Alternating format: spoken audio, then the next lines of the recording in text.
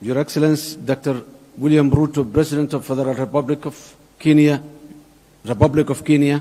His Excellency Mohammed Ghazwani, the President of the Islamic Republic of Mauritania and the Chairperson of African Union, Your Excellencies, fellow African leaders and heads of states, His Excellency, Your Excellency Mr. J. Banga, the President of the World Bank, Excellencies, ladies and gentlemen.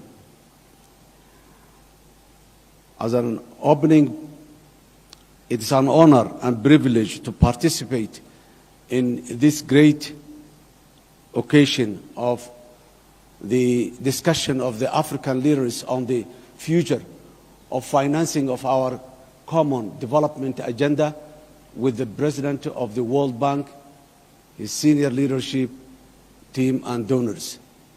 Instead of well-replenished IDA21 means more opportunity for investment, job creation, economic growth, and effective response to the devastating global shocks like the climate change, which hampers all our progress despite our minimal contribution as a continent. Essentially, in this age of increasing global uncertainty, socio-economic, political, and security risks like the Red Sea crisis, as well as the enormous development financing need, we must ensure IDA21 becomes the main vehicle to support sustainable development. Without this, almost all developing low-income nations will struggle to deliver progressive changes from the offset. I wanted to thank the government and the Republic of Kenya and His Excellency President William Ruto for hosting this critical meeting on IDA21 replenishment and for bringing us all together. I also wanted to recognize the visionary leadership of His Excellency Ajay Bang, the President of the World Bank Group, who has demonstrated that he is firmly committed to leading a responsive bank that delivers results through the evolution roadmap. It is encouraging that the World Bank is listening, learning, innovating, and acting to provide a tailored context-specific support for our most urgent priorities to spark growth in Africa. Somalia and IDA for Somalia. IDA is a major lifeline that we are relying on enabling our ambitious national transformation agenda in these hopeful and post-debt relief priorities. IDA's impact on Somalia are enormous and include core institutional and system building, culminating in the achievement of heavily indebted poor countries have a completion point in December 2023. Up to 20% of the Somali population have benefited from the World Bank funded activities in Somalia since 2018. Approximately 69% of these beneficiaries were poor people living with small children and were affected by the drought, floods, and a locust infection in many parts of Somalia. Support to the rehabilitation of access roads and climate resistant infrastructure in many parts of Somalia and many municipalities in corners of Somalia bring various benefits to millions of people, including internally displaced people, IDPs, that had migrated to urban areas due to security, natural disaster events. provision of effective livelihoods and life-saving assistance to our citizens throughout the triple crisis of climate shocks, locust infestation, and COVID-19 pandemic. Essentially, IDA in Somalia has meant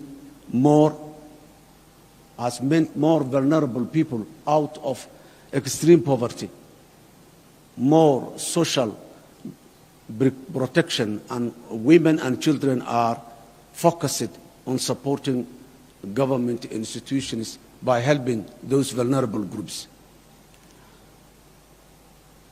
Despite our successful decade,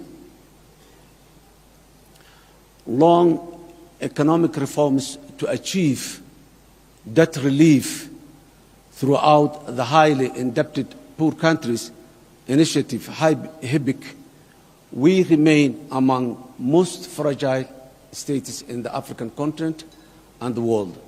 Without doubt, Somalia has come a very long way from where we were a decade ago in terms of macroeconomic stability and socio-economic development. We also have exciting and empowering plans to keep the reform momentum going on, to lock in the vital gains we have made and build on them for a transformative change.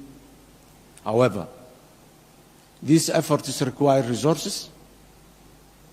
Accordingly, we require the upcoming IDA21 replenishment to be of the scale and ambition that will help shift the situation from fragility to resilience and growth in Somalia.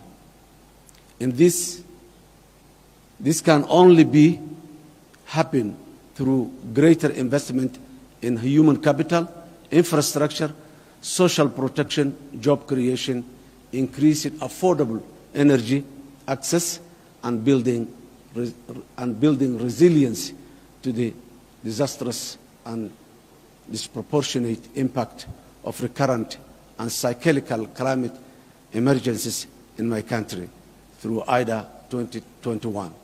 Excellencies, ladies and gentlemen, as a government, we are truly committed to build on the economic reform gains from the debt relief process by the future. Further enhancing domestic revenue, mobilization and strengthening public and financial management, debt management, and deepening financial sector development in Somalia. We are cognizant that the most reliable income for the nation is what it collects from its citizens and investors to reinvest the priorities and the public service needs accordingly. With a focus on clear laws and more efficient and effective tax administration, we are steadily growing domestic revenues. Excellencies, ladies and gentlemen, I would like to conclude that IDA is a tool that helps Africa to progress, and in particular Somalia to move forward as fast as we can. Adjustments, tolerances, and flexibility is what is required in the years to come to benefit from the IDA resources. Again, I would like to thank the government and the people of Kenya for providing us this opportunity to discuss about the future of our nations in economic development. I thank you.